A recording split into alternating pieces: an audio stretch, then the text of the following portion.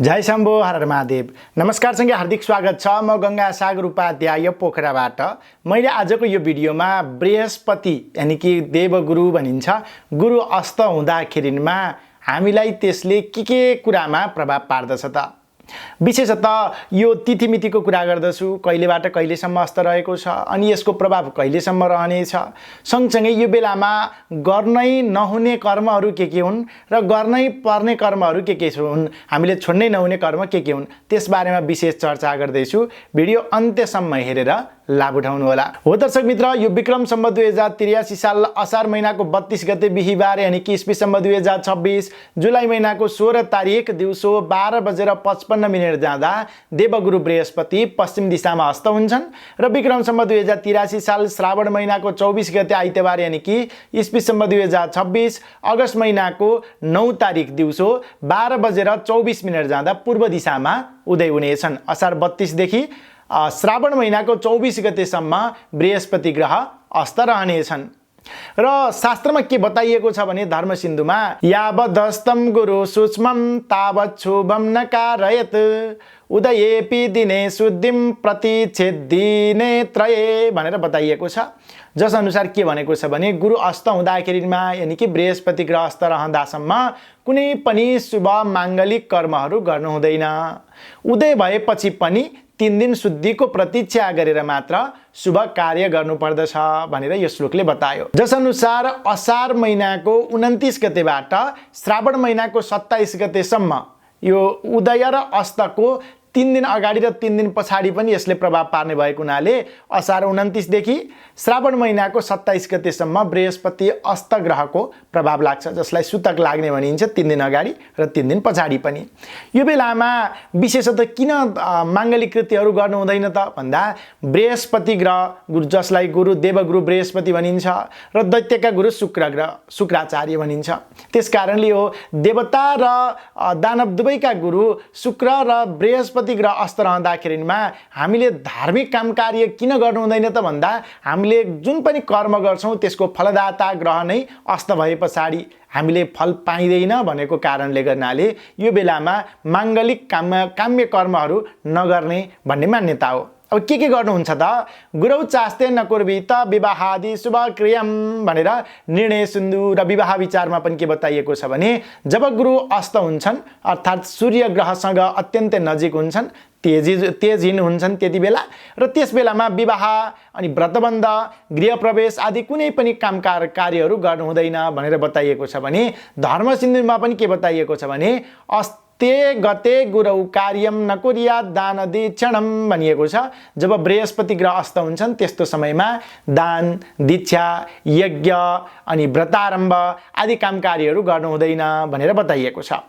गुरोरस्ते नकुर्यात् विद्यारम्भम कथञ्चन, हामीले बृहस्पति ग्रह अस्त हुँदाखेरिमा विद्या आरम्भ, हामीले नयाँ विद्या सिक्दैछौँ, सुरु गर्दैछौँ भने त्यो पनि गर्नु हुँदैन।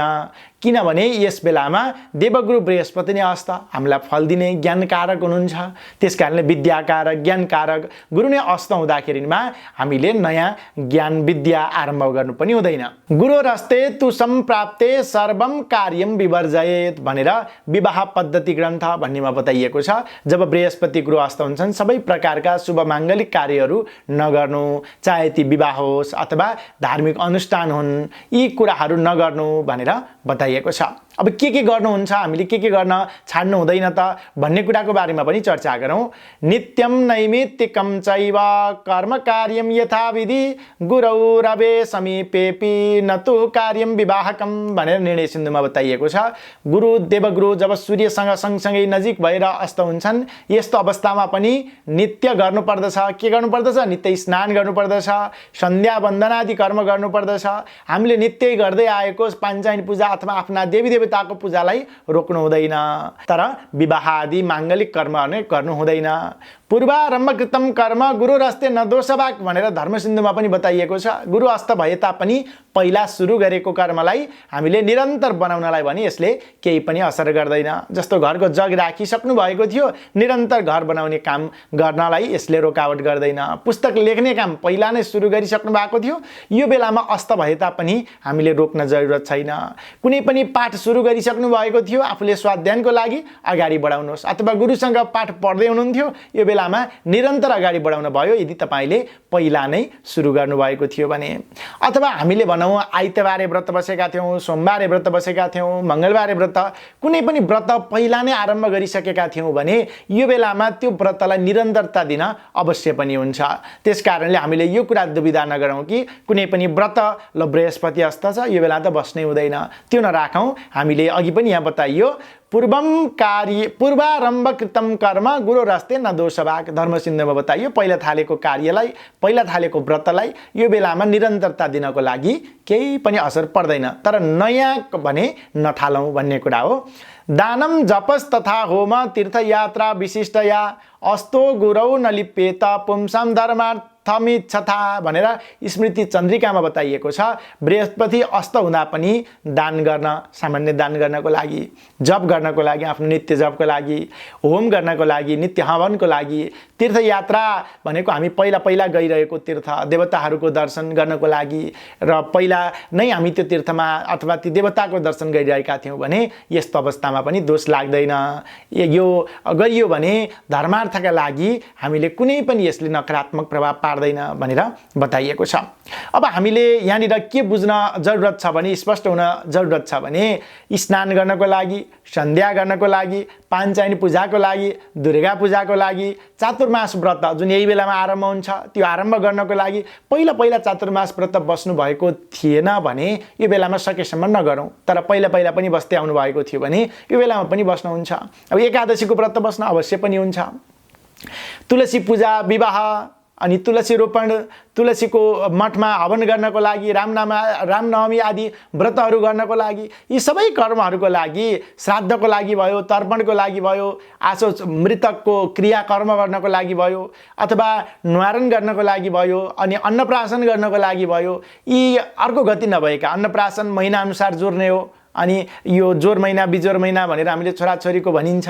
अब यो बेलामा पनि यसले चाहिँ नकारात्मक प्रभाव पार्दैन। त्यसै कारणले पञ्चाङ्ग निर्णायक समितिको निर्णयअनुसार बनेका पञ्चाङ्गहरूमा अन्नप्राशन मुहुर्त पनि राखिदिएको छ। यी कर्महरू गर्नको लागि कुनै पनि रोकावट छैन। तर इनार खन्नको लागि, बगैँचा बनाउनको लागि, तलाउ कुवा निर्माण गर्नको लागि, गृहारम्भ, गृह प्रवेश, मन्दिर निर्माण, देवता स्थापना, प्राण प्रतिष्ठा, यी लगायतका कर्महरू गर्नको लागि भने यो बेलामा रोकावट छ, फल मिल्दैन भनिएको छ। शास्त्रले बताएअनुसार हामीले यी कर्महरू भने नगरौँ। तर तपाईँले श्रावण महिनाको व्रत अघिल्लो वर्ष पनि गर्नुभएको थियो भने यो बेलामा बृहस्पति अस्त छ भनेर रोक्न जरुरत छैन। तपाईँले व्रत बस्नु नै पर्छ। तर नयाँ व्रत मात्र आरम्भ नगरौँ भन्ने कुरा हो। यिनै कुराहरू मैले यहाँहरूलाई जानकारी गराएँ। अवश्य पनि यहाँहरूले स्पष्ट बुझ्नुभयो जस्तो लाग्छ। के कर्म गर्न हुन्छ, के कर्म गर्न हुँदैन भन्ने कुरा। अब ग्रह शान्तिको कुरा छ, अपरजड छ, मान्छे बिरामी छ, अथवा यही बेलामा नै तपाईँको छिटै नयाँ काम कार्य थाल्दै हुनुहुन्छ भने यस्तो अवस्थामा अपरजड छ भने ग्रहको जप हवन दान गराउनु होला। होइन भने तपाईँले यो बृहस्पति उदय भएपछि मात्र अनि ग्रह शान्ति कर्म, रुद्रीपाठ कर्म, चण्डीपाठ कर्महरू गराउनु होला। अत्यावश्यकलाई भने यो उपचार पद्धति भनिन्छ, गराउनु नै पर्ने हुन्छ। यिनै कुराहरू जानकारी यहाँहरूलाई माझ राखेँ मैले। कुनै कुरा अस्पष्ट भएमा अवश्य कमेन्ट गर्नुहोला, अर्को भिडियो बनाउने अथवा मैले रिप्लाई दिएर तपाईँलाई त्यो कुराहरू बुझाउन सक्ने मैले गर्ने नै छु। भिडियो कस्तो लाग्यो कमेन्ट गर्न नभुल्नुहोला। भिडियो हेर्दा मन पर्यो भने अवश्य पनि एक लाइक, एक कमेन्ट, एक सेयर गरिदिनु होला। र यदि अहिलेसम्म पनि यो च्यानललाई सब्सक्राइब गर्नुभएको छैन भने कृपया सब्सक्राइब गरेर सँगै आउने बेल आइकन र सँगै आउने अल बटनमा क्लिक गर्न नभुल्नुहोला भन्दै छिट्टै अर्को जानकारीमूलक भिडियोका साथ भेट्ने बाचाका साथ आजको यो प्रस्तुतिबाट म गङ्गासागर उपाध्याय बिदा चाहन्छु। हवस् त, नमस्कार, जय शम्भो।